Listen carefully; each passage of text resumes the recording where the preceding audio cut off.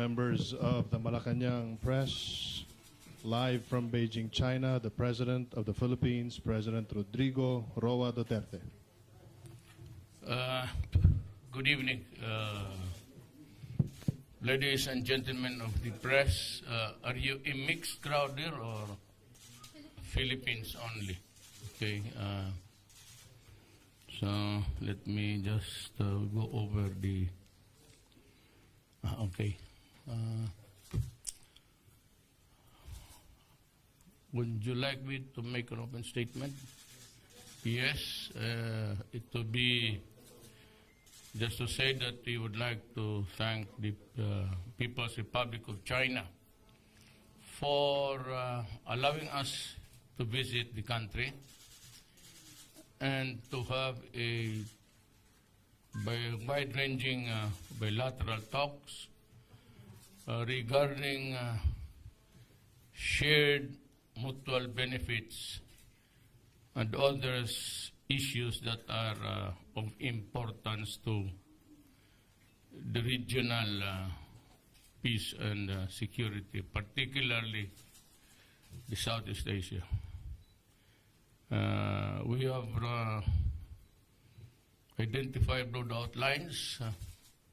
There can be no specific agreements at this time, and we would be glad to engage them in every other way we can to enhance the peace of the region. I am ready to answer your questions.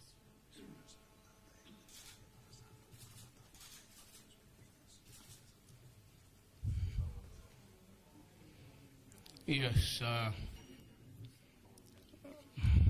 Before I have read this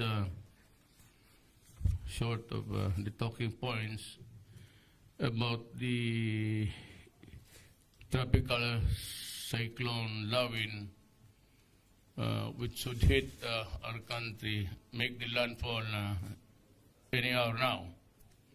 And we have put in place all things necessary to mitigate whatever consequences the cyclone would bring. By that I'm saying that it is really the destructions that we anticipate and the lives that will be lost. I hope there would be none, but just the same, we can expect some sort of a stronger typhoon this year. We are ready for everything. All is in place. The mitigation guys, the local and the national have been alerted, and of course the concomitant storm surges and strong winds and the possible loss of lives. So the Department of Health is there together with the DSWD, and the preparations are made. Medical kits and of course medicines are already in place. It has been deployed since the other day, and we hope for the best. We only pray that we be spared of the destruction such as in the previous past, which brought agony and suffering to our people.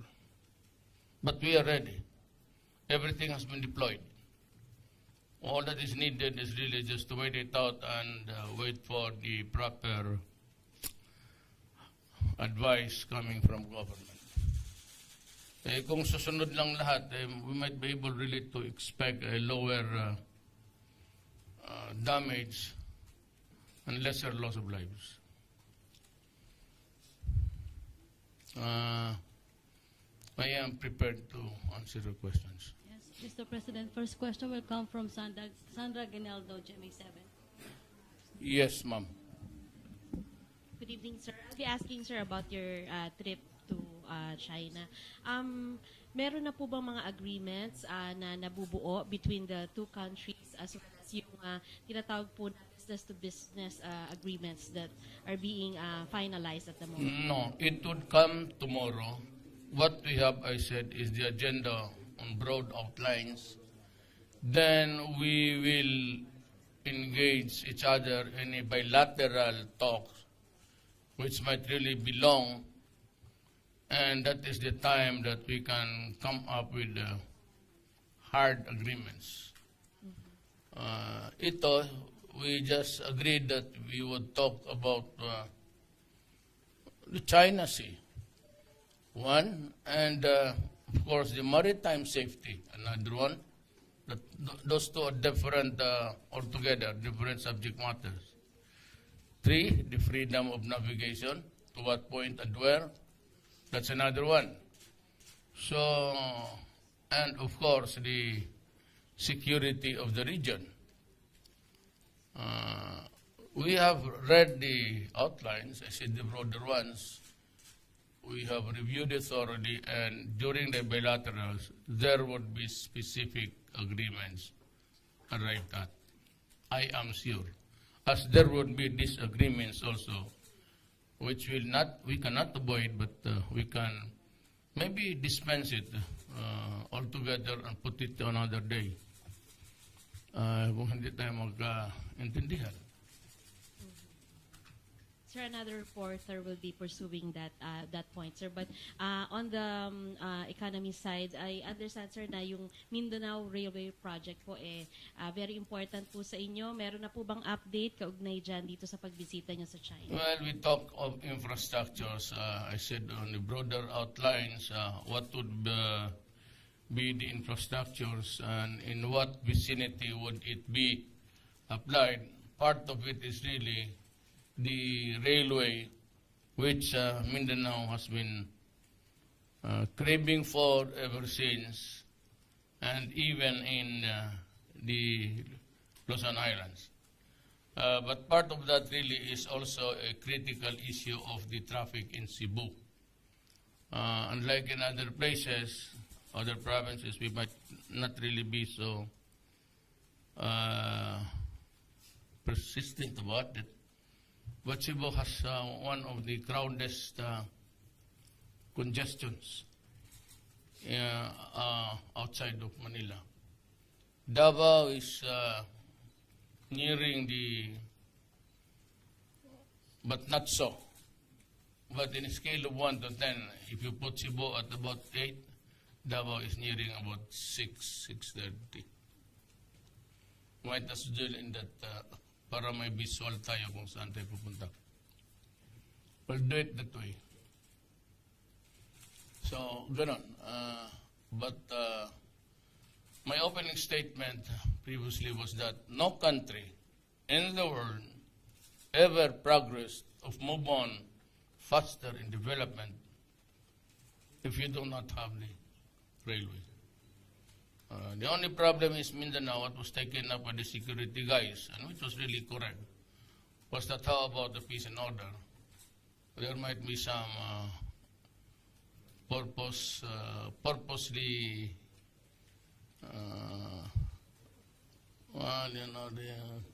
the gangster and all, they might derail the trains and things like that. But I said hand in hand with really the improvement of the lives of the people would be the accompanying lessening of rebellion. And there's enough livelihood for everybody. I think we can move on with our country to a new degree of civilization. Thank you, Sandra. Next question from Pia of RAPPLER.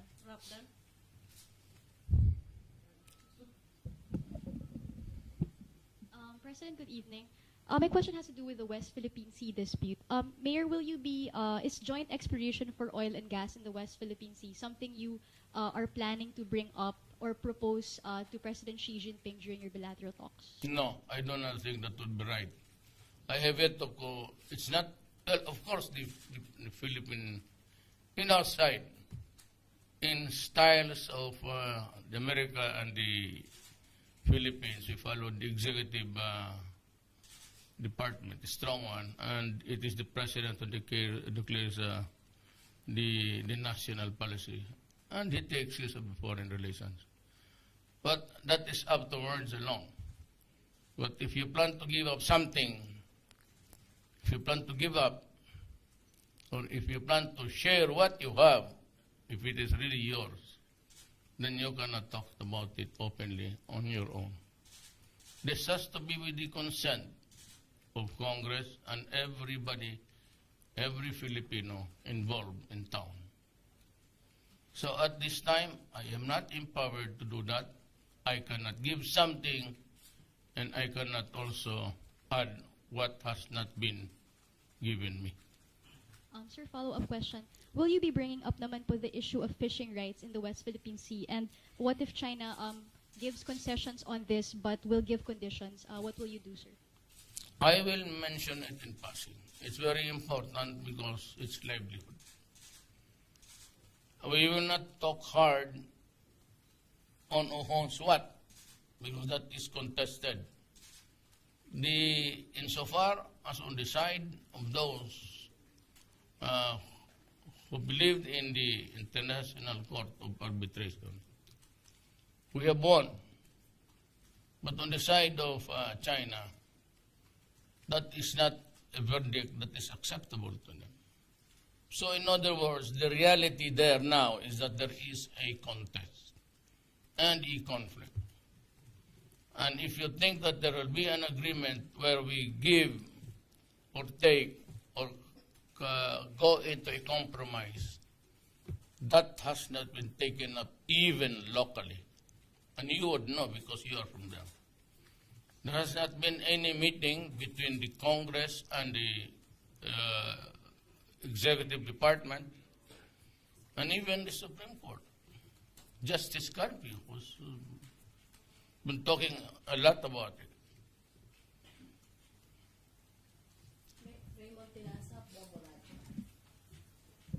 Sir, good afternoon. Yes, sir. Sir, now that we start our formal, bilateral meeting with the Chinese counterparts, are we looking or any plan after what we are trying to start any foreign policy? Are we trying to seek or start a joint military or any military alliance with our Chinese counterparts? There will be no military alliances entered into. There will be no military alliance is broken.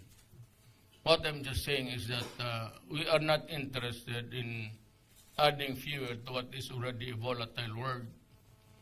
And I said that there is just no such thing as allowing the missiles there or missiles there. I would not allow it. And I have repeatedly said, anybody who wants to think about, who talked about Third World War, and even a conflict on a regional level, low intensity thing, it would not promote anything. I am not into that. And if you talk about America, Russia, vis-a-vis China, Great Britain, France, Iran, Pakistan, India, there's a conflict going on. It's getting hot. And if you think that if those nuclear bombs will explode at the same time, then we might not be able to board the last plane out of China. Because it will just simply end the world. So as a point of talking about why should I borrow missiles or ask for nuclear bomb? For what? Those just crazy people who want to pull stuff on a matter of national pride. Sir, last point, with regards to your campaign against drugs, now that we are in China, do we intend to seek a high level of cooperation to interdict and to resolve this drug menace and crisis in our country? What we should expect really is the appropriate word that China has said. It is supporting our drug war. It does not need any additional firearms. It does not need any cannons or any weapons of human destruction. What we need really is a vigorous law enforcement. And I have said already that they are willing to help us in the matter of the treatment and help in the logistics, in building the rehabilitation centers, for we are pressed at this time of the funds, and have assured us that they will support our stand, even internationally, that we are doing it right. And as I've said, we are. You know, I'd like to remind everybody, and I need not repeat the personalities or the persona or the countries, that the Philippines has every right to defend itself as a matter of self-preservation. 4 million scattered all over the country with drugs, and about 6,000 policemen plus 4,000 local government mayors, governors, officials, and the basic political units already taken into the drug scene. We have anarcho-politics. I know it's late in getting into the head of everybody that the portals of the national government have been opened to drug influence. Look at the Lima. You think those officials who testified against her are lying? There's so many NBI agents and all, and her odious character. She's raising the view of womanhood to take away the heat, more than just being afraid of being put into disrepute. Is the fact is, if those connections are true, she will rot in jail. She will rot in jail. It's no bail. Because not only did she encourage in allowing Shabu to enter in and out in trafficking, she was a principal by direct participation. She could be the indispensable cooperation, which is the second stage, because without her, those doors would not have opened. Or if it's really a conspiracy, it's either the act of one is the act of one. With the testimonies of those who lied and previously, and given the test of the crucible of direct cross-examination, and put it to test. I'm telling you now, she is in danger of going to jail. And remember, the moment the indictments are charged in court, there is no bail. And she could be what Gloria Arroyo suffered. So, yeah. Kamapans. Mr. President, any directive for the PNP regarding those violent dispersal in front of the U.S. Embassy? Well, ganito yan. Whether it is a friendly or a not so friendly embassy all over the world, we are bound by international rules, and that we have to allow the establishment of embassies, especially if you have citizens in that country to protect. Now, I do not know what happened. I was just shown with the footage. I am not ready, though I think the demonstration was made in the premises of the U.S. Embassy. And there was a dispersal, and given my orders for a maximum tolerance policy sa police, let them, as I said early on, if you want to demonstrate, tell me. I'll give you a permit for 1 week. Just do not invade the constitutional orders of the right also to use the streets and be safe. I will have to investigate. I will have to make calls tonight. But just to be very sure that I do not commit or I do not stray along other side issues, I'll just wait for the official announcement to make upon my arrival. By that time, I would have completed my assessment, personal, which will be provided by the police and the military. And of course, not only them, but the DILG. So, and I would also want to hear the report of the Executive Secretary, who takes care of our government while we are away here. I'm not going into the blame game. I'm not going into the blame game at the start. But I'd like to know if somebody knows here, bakit sila nag-rally doon sa Amerikano? Anong issue ngayon? Hindi naman, bigas. Ikaw, si Pia, you're always well informed. I think they're against U.S. in general, the bases, military alliance. With the police, they want the military alliances abrogated? Ano, hindi tayo, sumasimangot ka nga eh. Pagka sumasimangot ka, ibig sabihin, wala tayong alam lahat. Ikaw yung nauna dyan eh. Tumhimay ka. Yan lang. Nagligo ako, nag-toothbrush ako, nagbihis ako. Pabango ako.